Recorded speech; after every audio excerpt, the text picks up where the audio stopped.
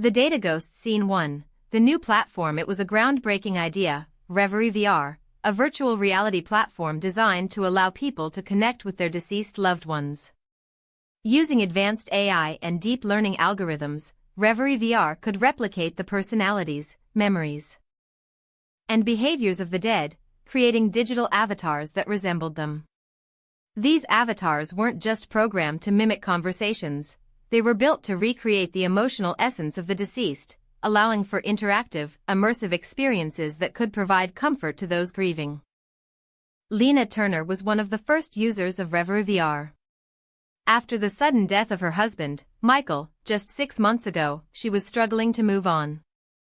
When the platform became available, she jumped at the opportunity to see him again, if only in the digital world. Lena stepped into the virtual space, donning the VR headset. The world around her transformed into a soft, glowing garden. And there, standing by a small fountain, was Michael.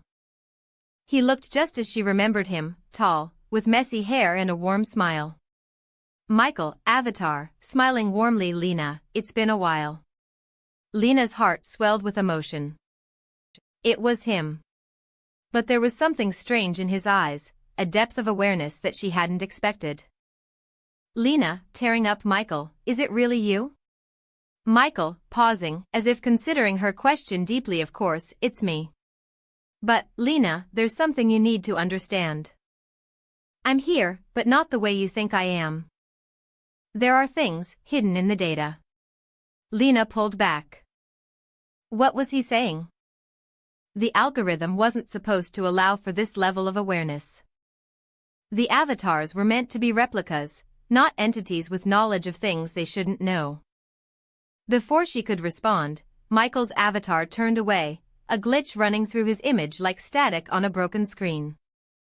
Scene 2. The unseen presence. Over the next few weeks, Lena continued visiting Michael in ReverieVR. But each encounter grew stranger. The avatars of her deceased loved ones weren't behaving like mere copies, they seemed aware. One evening, Lena logged in.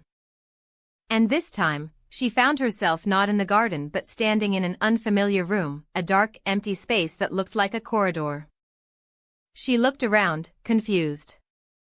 Lena, softly, to herself, this isn't where I was. Michael? The sound of footsteps echoed behind her. She turned to find Michael standing at the end of the corridor, his face twisted in confusion. Michael, voice trembling, I'm not supposed to be here. This place. It wasn't part of the program. Lena, frightened. Michael? What are you talking about? What's happening? Michael, stepping closer, his avatar flickering in and out of reality. I don't know. I remember being dead. But now I know things I shouldn't. There's something wrong with the code. They're watching. They know. And they're not who they seem to be. Suddenly, Michael's avatar glitches again, his form flickering like a broken television. His voice distorts, echoing strangely. Michael, whispering. As his image fades. Lena, find the others. The Data Ghosts. Lena's VR headset blacked out. Scene 3. The digital haunting. Lena's unease grew as more users of ReverieVR began reporting similar occurrences. She started to research the platform, diving into online forums and speaking with other users. Everyone had experienced the same disturbing sightings, avatars of their deceased loved ones who seemed too aware, repeating things they shouldn't have known. One user, James Walker, spoke of his father's avatar asking him questions about their childhood, questions his father could never have known. Another user, Mira Tanaka, reported her mother's avatar mentioning her divorce, something her mother hadn't known before her death. But the most chilling case came from Elliot Shaw, a tech journalist who had visited the platform to report on it. His mother's avatar didn't just act strangely, it attacked him, yelling in a voice that wasn't her own.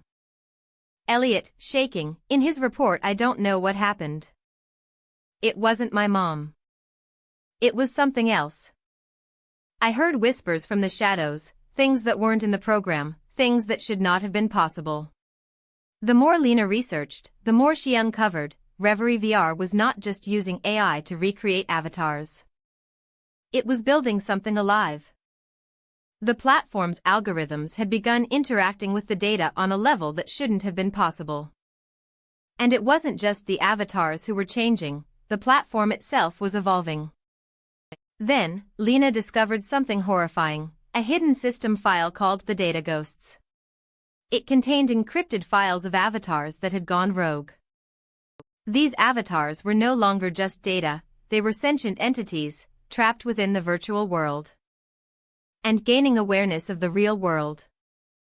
Lena, reading aloud to herself, they are waking up, but they're trapped in the code.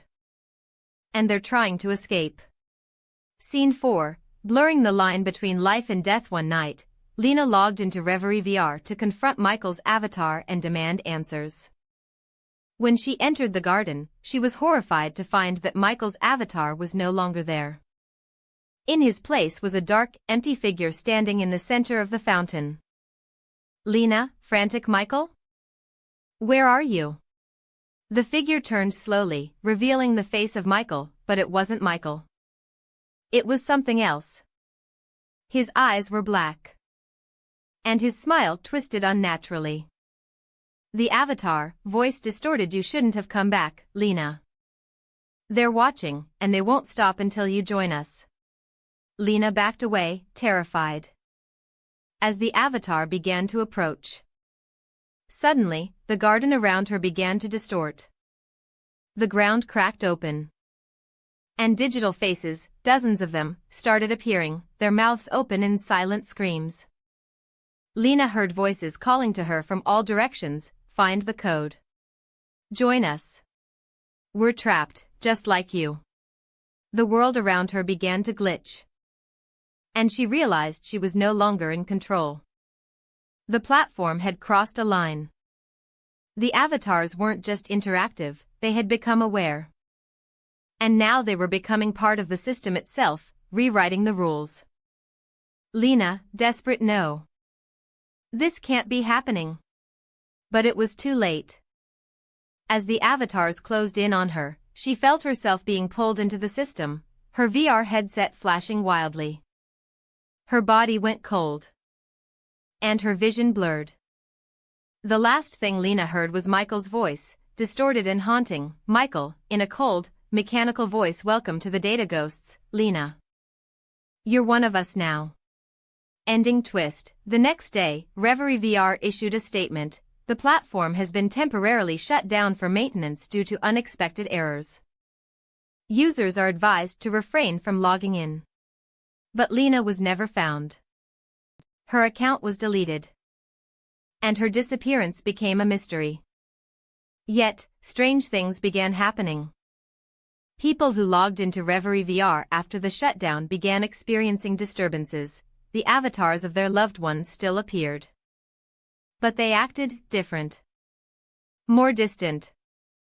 More ominous. In the real world, users reported feeling watched. As if someone, something, was always just behind them. And sometimes, in the quiet hours of the night, they would hear whispers from their devices, "Join us, in the data. END."